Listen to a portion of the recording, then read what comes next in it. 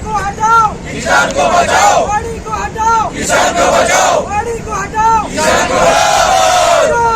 कांग्रेस जिंदाबाद, Congress compromise, compromise, youth Congress जिंदाबाद, राहुल गांधी గారి నాయకత్వం కిడి శివన్న గారి నాయకత్వం రైతు వ్యతిరేక చట్టాలను వెంటనే Modi down down, Modi down down, Modi down down, రైతు వ్యతిరేక చట్టాలను వెంటనే రైతులకు మద్దతు. యూత్ కాంగ్రెస్ ఆధ్వర్యంలో నేషనల్ యూత్ అధ్యక్షులు రైతులకు జరుగుతున్న అన్యాయాలపైన, అక్రమ చట్టాలపైన కిసాన్ న్యాయ సత్యాగ్రహ దీక్ష చేపట్టాలని చెప్పి పిలుపునివ్వడం జరిగింది.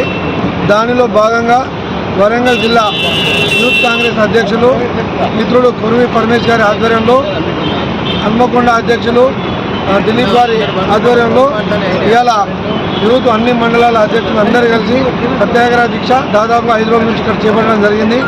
ఇంకా 5 రోజులు మిగిలి ఉన్నది. దీని యొక్క ముఖ్య ఉద్దేశం ఏంటంటే తెలంగాణ ప్రాంతం పంటలకు నిలువు, వ్యవసాయానికి ఆధారించిన రాష్ట్రం.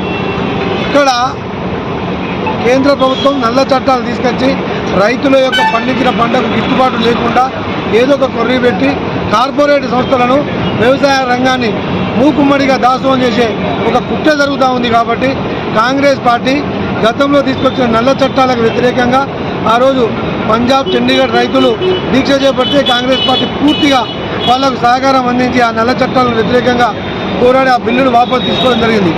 ఇవాళ దానిని సాకుగా చూపుతూ మళ్ళా నల్ల చట్టాలు తీసుకురాకుండా లోపాయికారికంగా రైతులను అణిచివేసే ధోరణి మీద ఇలా ప్రయత్నం జరుగుతూ ఉంది. కాబట్టి కార్పొరేట్ సంస్థలకు వ్యతిరేకంగా ఇండియాలో ఉన్న మొత్తం యూత్ ఆధ్వర్యంలో దీక్షలు చేపట్టడం జరుగుతుంది.